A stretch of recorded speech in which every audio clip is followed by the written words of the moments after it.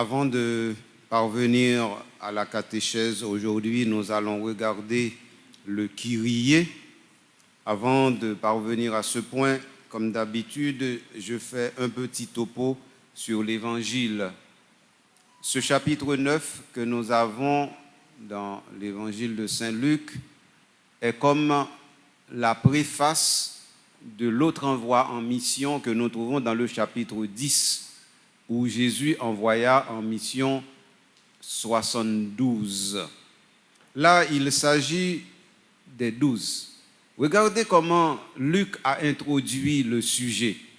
Il dit « Jésus convoqua les 12 et il leur donna pouvoir et autorité. » Vous devez comprendre ici qu'on n'a pas parlé d'apôtres, on a dit les 12. Bien entendu, il y a beaucoup de confusion parmi beaucoup à partir du moment où il faut savoir. Est-ce qu'on dit les 12? Est-ce qu'on dit les 12 apôtres? Est-ce qu'on dit les disciples? Ces trois expressions ne sont pas identiques. Normalement, l'expression la plus canonique et donc la plus biblique, ce n'est pas les 12 apôtres, mais les 12. Parce que les 12 sont 12, mais les apôtres peuvent être différents des 12. C'est pour cela qu'il faut le comprendre comme ça. J'explique rapidement. Apôtre, c'est une fonction, et une fonction temporaire. Donc, quand Jésus envoie en mission, il envoie en mission maintenant, aujourd'hui, pour faire telle chose. Et quand ils reviennent de mission, ils ne sont plus apôtres parce qu'ils avaient été envoyés, ils reviennent de la mission. Donc, le fait d'être apôtre, c'est quelque chose qui dure du moment où Jésus convoque, donne mission et envoie, et au retour de ceux-là qui sont envoyés. C'est la première chose à retenir. La deuxième, Jésus n'envoie pas en mission une seule fois. D'ailleurs, Luc nous présente deux envois en mission différents. Au chapitre 9, avec les 12, et au chapitre 10, avec les 72. Pourtant, on n'a pas dit que les 72 sont apôtres de la même manière qu'on dit les 12 sont apôtres. C'est le deuxième élément. Maintenant, le troisième. Pourquoi l'expression les 12 apôtres est devenue canonique? Je vous explique cela très rapidement aussi. Regardez, allez dans l'évangile de Saint Matthieu, allez au dernier chapitre, allez au dernier verset, les versets 18, 19, 20. Alors, on nous dit que Jésus, a rencontré les 11, c'est-à-dire ceux-là qui étaient les 12 moins Judas. Donc, il les a rencontrés et il leur a dit, tout pouvoir m'a été donné au ciel et sur la terre. Allez donc dans le monde entier, proclamer la bonne nouvelle du salut. Baptisez-les au nom du Père et du Fils et du Saint-Esprit. Et moi, je suis avec vous tous les jours jusqu'à la conclusion du système de choses. Voilà les trois derniers versets de l'évangile de Saint Matthieu. Alors, parce que Jésus ressuscité a envoyé en mission et après cela, il va faire son ascension, il ne sera plus disponible sur la terre pour renvoyer, c'est-à-dire envoyer à nouveau les 12 ou les 11, la dernière mission qu'ils avaient reçue demeure aussi ce qu'ils vont être. Je reprends, la dernière mission qu'ils ont reçue va devenir ce qu'ils vont être. Donc maintenant, ils vont devenir apôtres pour toujours, non pas du fait que normalement la mission vers laquelle ils sont envoyés va demeurer et ne va pas demeurer, ce n'est pas la question. Ce n'est pas la qualité de la mission, ce n'est pas le champ de la mission qui fait qu'ils sont devenus apôtres. Non, c'est le fait de l'indisponibilité de l'envoyeur. Car l'envoyeur qui est Jésus le Christ ne sera plus disponible pour faire ce même envoi. À partir de ce moment, il reste avec la mission comme envoyé jusqu'au retour. Et donc maintenant, je pourrais vous poser une question à laquelle vous auriez peut-être de la difficulté à répondre. Alors, les 12 qui sont devenus apôtres dans le dernier envoi, comme je viens de le souligner dans l'évangile de Saint Matthieu, est-ce que maintenant dans le ciel, ils sont apôtres? À nous de répondre. Nous t'avons dit. En tout cas, étant donné que l'Église elle-même, l'Église doit entrer toute entière dans le ciel. Donc l'Église a une partie qui est dans le ciel, c'est l'Église triomphante. Une partie qui n'est pas encore dans le ciel, c'est l'Église souffrante. Et une partie qui reste encore sur la terre, c'est nous, c'est l'Église militante. Quand toute l'Église sera réconciliée dans le Christ, comme Paul l'a souligné, à partir de ce moment, on n'aura plus besoin de titres. Donc dans le ciel, on n'est pas pape, on n'est pas évêque, on n'est pas prêtre, on n'est pas ceci ou cela, on est tout simplement des adorateurs. Et donc à partir de ce moment, tout ce que nous avons ici comme mission, ça disparaît. Et donc si la mission disparaît et l'église militante aussi va disparaître, à partir de ce moment, tout ce qui avait trait à la militance de l'église disparaît aussi. D'ailleurs, Paul l'a souligné d'une autre manière dans la belle lettre aux Corinthiens, la première, lorsqu'il nous parle des 3 vertus théologales, à savoir la foi, l'espérance et la charité. Il nous dit que la foi va disparaître. L'espérance aussi va disparaître. Seule la charité demeurera.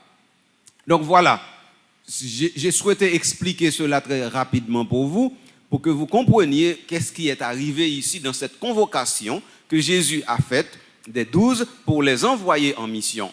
Donc, c'est-à-dire, lorsqu'ils sont de retour de la mission, ils ne sont plus apôtres. C'est-à-dire, dans l'évangile de Saint Luc, c'est-à-dire à la fin du chapitre 9, ils ne sont plus apôtres. Dans le chapitre 10, les 72 qui sont envoyés, au retour de leur mission, ils ne sont plus apôtres. Donc, c'est la disposition finale de Jésus après la résurrection qui va instituer le fait de l'apostolat. Le fait de l'apostolat. Apostolat ici veut dire le fait d'avoir reçu la mission d'apôtre et d'être envoyé. Et c'est ce qui explique, il y a une question un peu plus technique, c'est ce qui explique aussi qu'on peut avoir d'autres apôtres à la suite des apôtres. Regardez dans la doctrine de l'Église.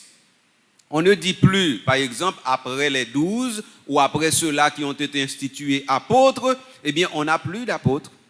Donc, c'est pour ça qu'on dit, par exemple, le pape est successeur de Pierre, comme les évêques sont successeurs des apôtres. Donc, les évêques, le pape, ne sont pas apôtres. Ils ne sont que les successeurs de ceux-là.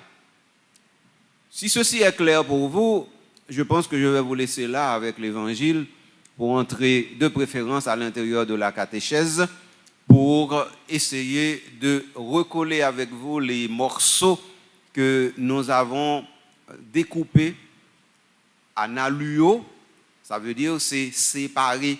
Donc à chaque fois que je fais une conférence sur cette catéchèse eucharistique, j'analyse, c'est-à-dire je divise, je prends les sections, je prends les pans et je les mets devant vous, mais à un certain moment de la durée, à chaque fois, je dois aussi relier pour vous permettre de comprendre l'opération qui avait été faite. Ce n'est pas pour garder les éléments divisés, mais pour vous permettre de saisir l'importance de chaque élément et à partir de ce moment de les mettre ensemble dans une ambiance de communion. Donc, nous sommes dans le rite pénitentiel divisé en 3 parties. La première partie, c'était la préparation pénitentielle, nous l'avions vu. La deuxième partie, c'était le confiteor, nous l'avions vu aussi. Et la troisième partie, c'est le Kyrie. Dans le confiteor, je vous avais dit qu'il y a une conclusion du confiteor qui s'appelle Misereatur.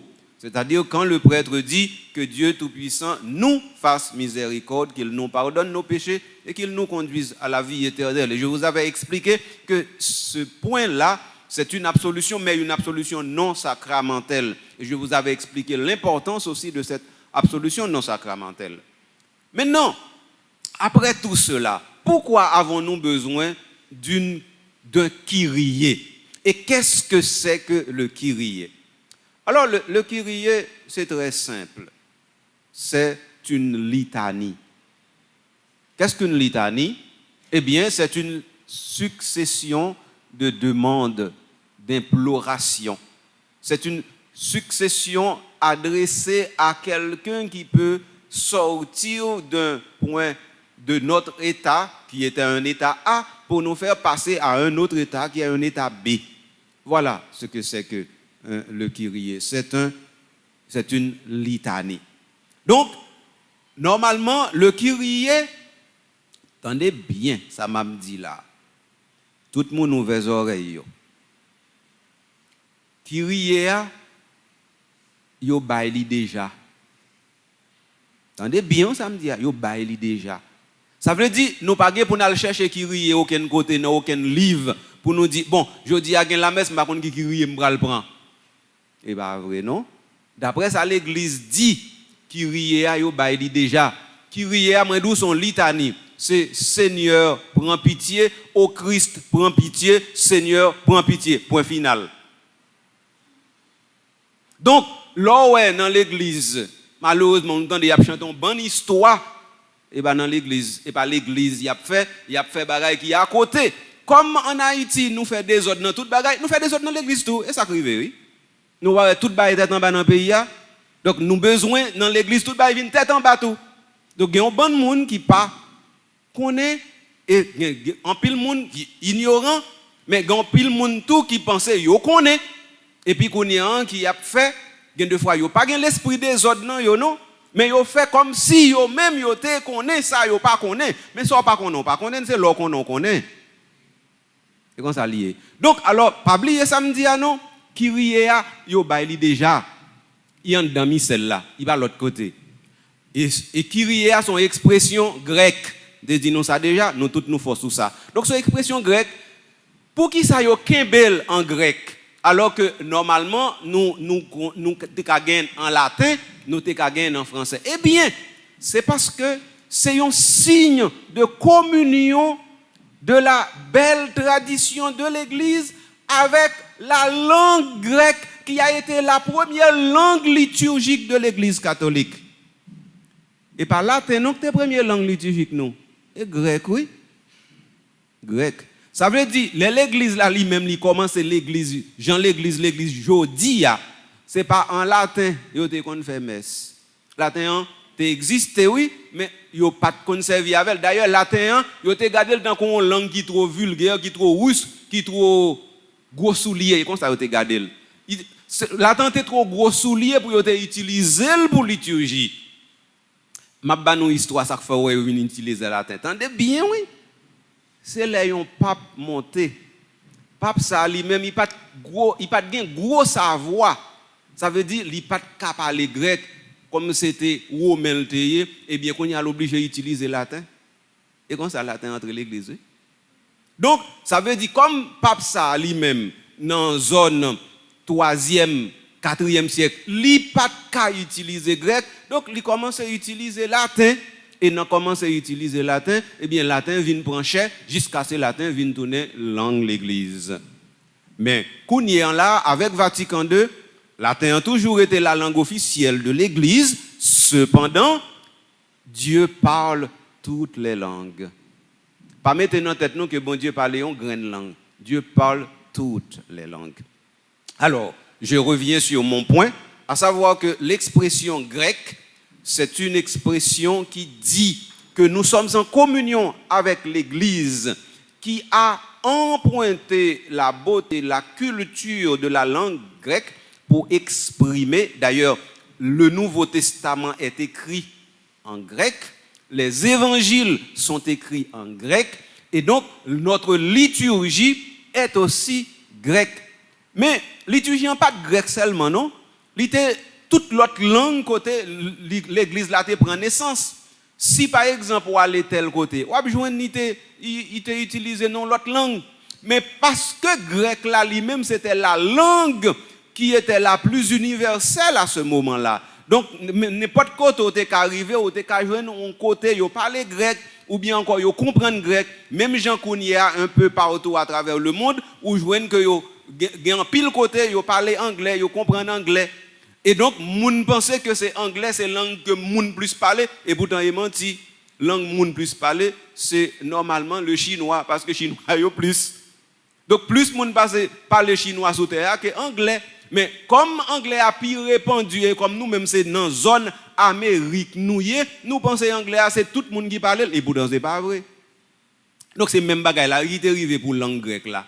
Langue grecque là, eh bien il était répandu dans le bassin de la Méditerranée et tout le monde qui était de culture, eh bien il était con grec, il était parlé grec et ça fait apôtres, disciples Jésus-Christ, bien que yo même et juif yote avant, donc ça veut dire c'est araméen avec hébreu pour yota connaît, mais là yote gon ti culture, yote ka parler grec.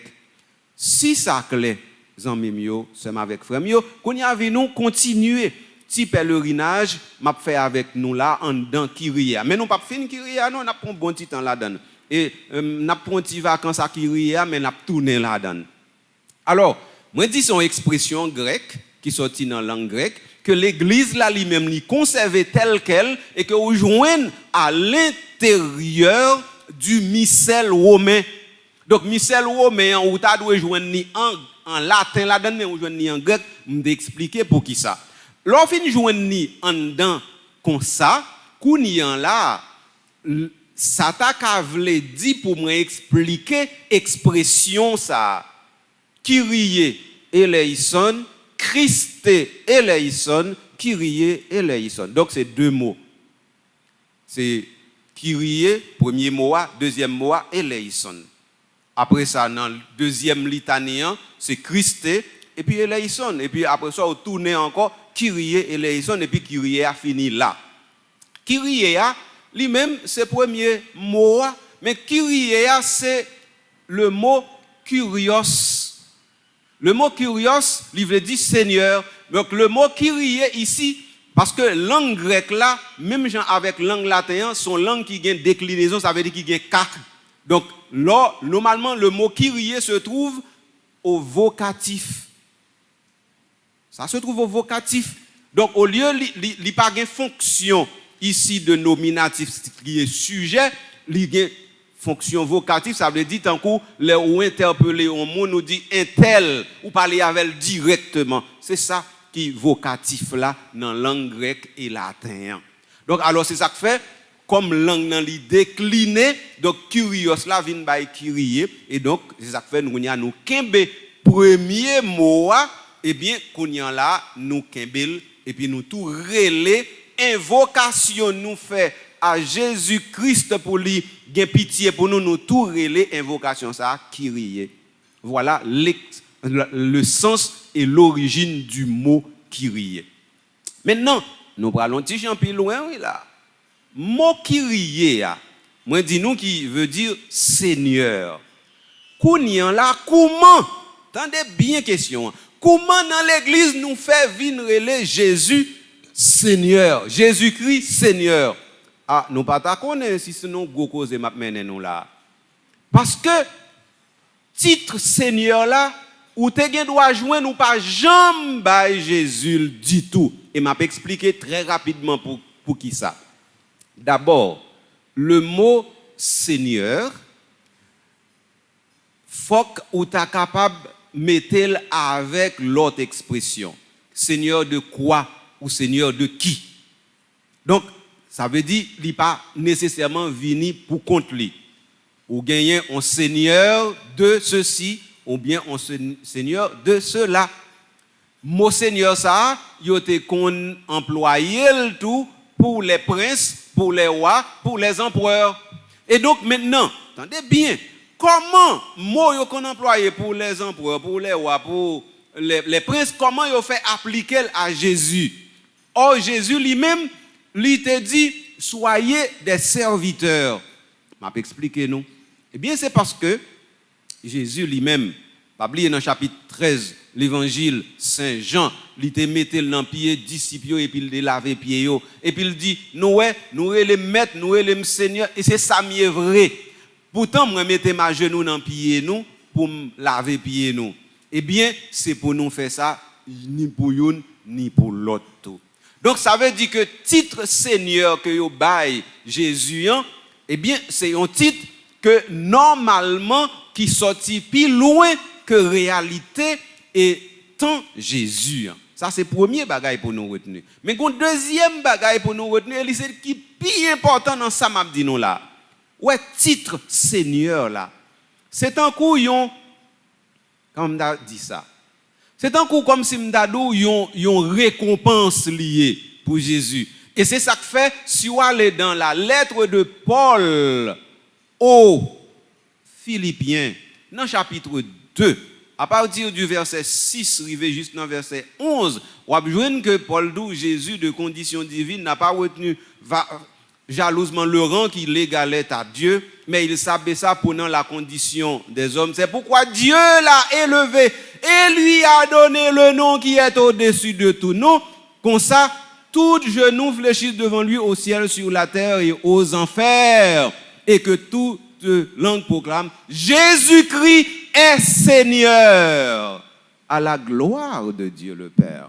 Mais côté expression Seigneur la sortie et là, donc ça veut dire que pour Paul lui-même, c'est parce que Jésus était obéissant jusqu'à la mort et la mort de la croix qui fait bon Dieu papa fait Seigneur. Ça veut dire qu'il mettait en l'air toute bagaille net aller. Ne prend rien sous terre qui capable pas en balle.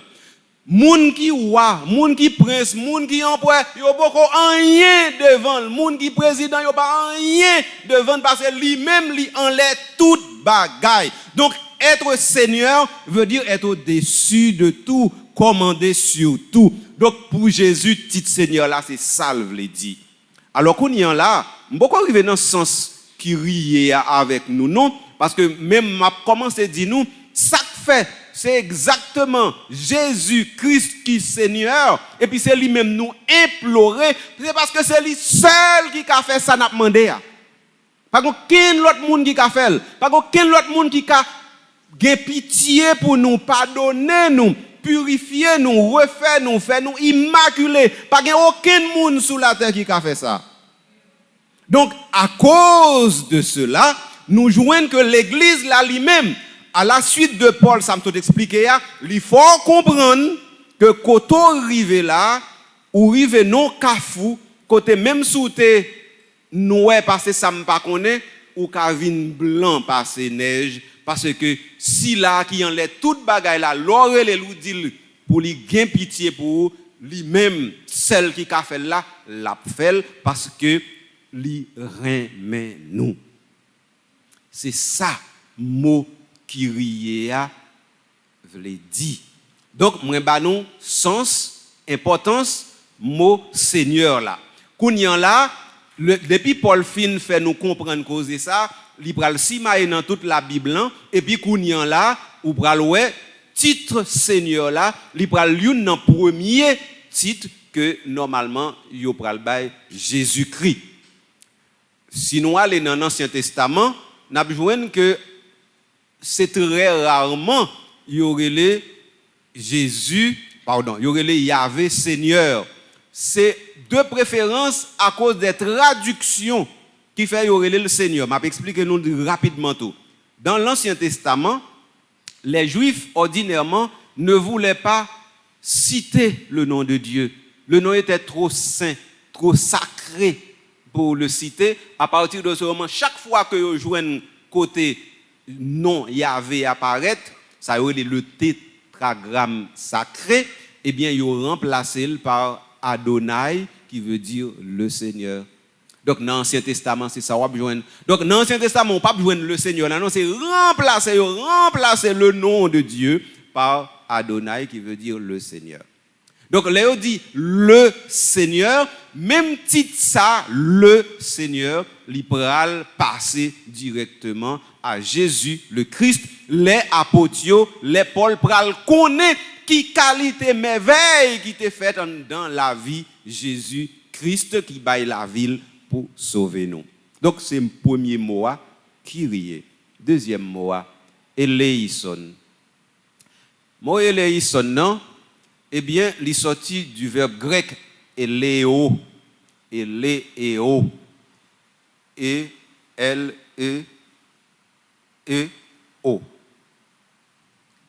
Deux E collés. Et pas E dans le nom, deux E, l'un après l'autre. Donc, eleo, c'est normalement un verbe qui n'est pas employé souvent à la première personne du singulier. Parce que Eléo veut dire je prends pitié, je compatis. Je prends pitié, je compatis. Alors, le verbe Eléo, parce que verbe latin avec verbe grec, il commencé définir, pas définir, il commencé décliner avec la première personne du singulier. C'est-à-dire, c'est toujours par je. Nous-mêmes, en français, nous commençons par l'infinitif.